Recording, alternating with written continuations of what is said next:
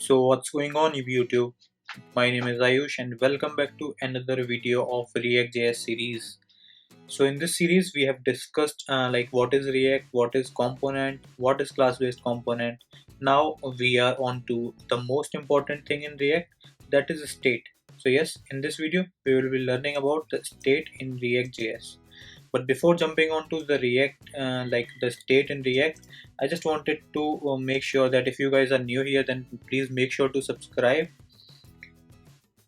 And if you guys are like using Instagram on the daily basis, then please make sure that you are following the Indian Dev for getting the daily updates regarding the web development and the technology. So yes, now let's move towards the code. So this was the code that we were using in the previous video, that was for component, or we can say the class-based components. So in the class-based components, or in any class, like if I talk about any programming language which is having class, it may be Java, it may be C++, then or it may be JavaScript. Then in those classes, like if I just wanted to declare a property, then what I will do is, like if I take the example of JavaScript, so I will like initialize a variable, maybe it is name, and I will initialize it with my name. Okay, so that's the normal way of defining the properties inside a class. But like in React classes or the React component classes, we need not to define the keyword let or where. Like we can simply do it like this. So yes, like this way we can define the properties. But other than this, React comes with a capability of maintaining the state. So that is what we will be learning in this video. So if I say that what is state, then state is like something, like if I talk about the component, that at a certain time what is the state or what is the properties of that particular component at a given time, that can be called as state. So state is the result keyword. Like if I type here, so yes, you can see that state is a property of a React component. So I can just declare state this way, and state is always JSON object. So I will initialize it with curly braces. Now I will remove this, and I can have the all the properties inside my state. Like I can define name as Ayush. I'll just format this. Let me remove this code that was from functional component. Now the thing is, like I have declared the state of this component, and I can use this state, like if I just wanted to uh, name my state as text, and I just wanted to keep this state in React heading into the text of my state. So I can simply use this like this particular data by using the curly braces for the dynamic content. So I will be using this because this is a class, this dot state dot, we can use any of them. So I will be using text, and if I go back to my browser, then I will see that I need to refresh, and you can see that this state in React is coming from the state of that particular component.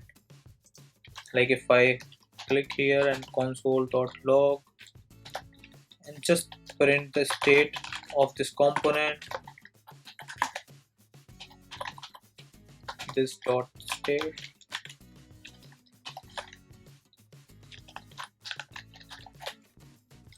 and if I just go there in the console log, then I'll see that I am receiving an object that is having the exact two keys that I have defined in the state. So yes, this way we can declare the state of a component, and at a given time, like at this particular time, the state of this object is holding this data. Now the thing is, where should we define the state? We can define the state in this way as well. Other than this, we are having, like, as this is a class, so we will be always having the constructor. Inside this constructor, like, yeah, this is the constructor, I can always declare this state. If I simply cut it and paste it here, and I'll attach this with this keyword. Now if I go back and okay, so this is like giving me a warning that I just need to call the super of the React component class. So I am sending the props that I will be receiving, because every component is having like props properties that is that it is receiving from its parent component, or maybe where it is like being used. So so this is the state object, and that was like defined inside the constructor, and it is the same thing. So the best way or the best approach is to define the state inside your constructor, because constructor is the very first thing which will be executed, or which will get a callback once the object of this particular class component has been created. So yes, I will be defining the states inside this method and inside this constructor method. And let me remove this console. Now what if I am having some sort of button to follow me on Instagram?